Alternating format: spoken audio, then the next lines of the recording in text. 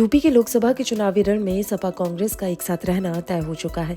सीटों के बंटवारे में कांग्रेस के खाते में वही सीटें गई हैं जिन पर उसका प्रभाव कभी रहा करता था।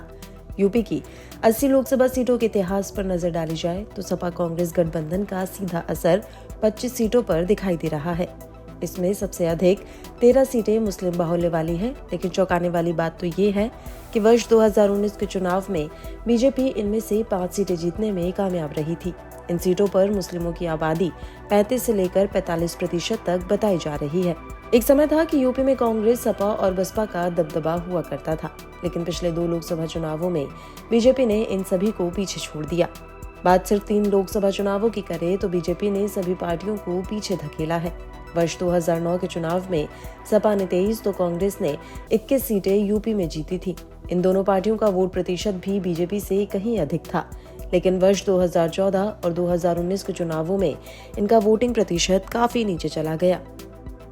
ये माना जा रहा है कि लोकसभा चुनाव में सपा और कांग्रेस के एक साथ आने से मुस्लिम वोटों का बंटवारा काफी हद तक रुकेगा। अब देखने वाली बात यह होगी कि बसपा कितनी सीटों पर मुस्लिम उम्मीदवार उतारती है, क्योंकि वे इनके साथ नहीं है और अपने दम पर चुनाव लड़ने का ऐलान कर रखा है।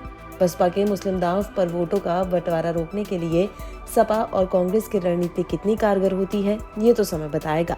बसपा मुस्लिम वोट बंटवारा कराने में सफल रही तो इसका सीधा नुकसान सपा कांग्रेस गठबंधन पर पड़ेगा, जिसकी संभावना बहुत कम प्रतीत होती है।